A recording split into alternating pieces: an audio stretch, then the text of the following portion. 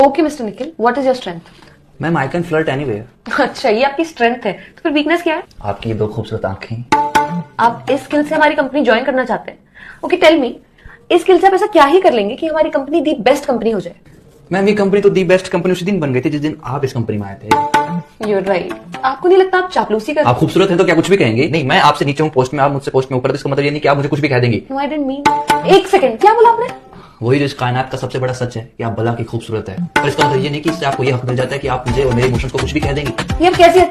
ये आप कैसी कैसी बातें कर रहे हैं? रोकिए खुद को। रोका ही तो हुआ है खुद को, वरना ना रोकू तो हमें डर है कि कहीं हम आप में खोने ना लग जाएं, और यदि हम खो गए तो कसम से कहता हूँ कि सिर्फ आपकी जुल्फों से निकलने में हमें जमाने लग जाएं। निखिल जी केवल निखिल। देखिए, देख ही तो रहा हूँ कि कोई इतना प्यारा कैसे हो सकता है। ये बातें आप कहाँ से ढूंढ ढूंढ कर ला रहे हैं? आप सामने है तो अपने आप निकल रही है। यू नो ना मैं कौन हूँ? दुनिया की सबसे खूबसूरत लड़की। नो, मैं एचआर हूँ। मेरे लिए तो सारा संसार हो। प्लीज प्लीज प्लीज रोक दो ये सारी बातें। आई एम सॉरी, मैं तुम्हें यहाँ कोई जॉब नहीं दे पाऊंगी।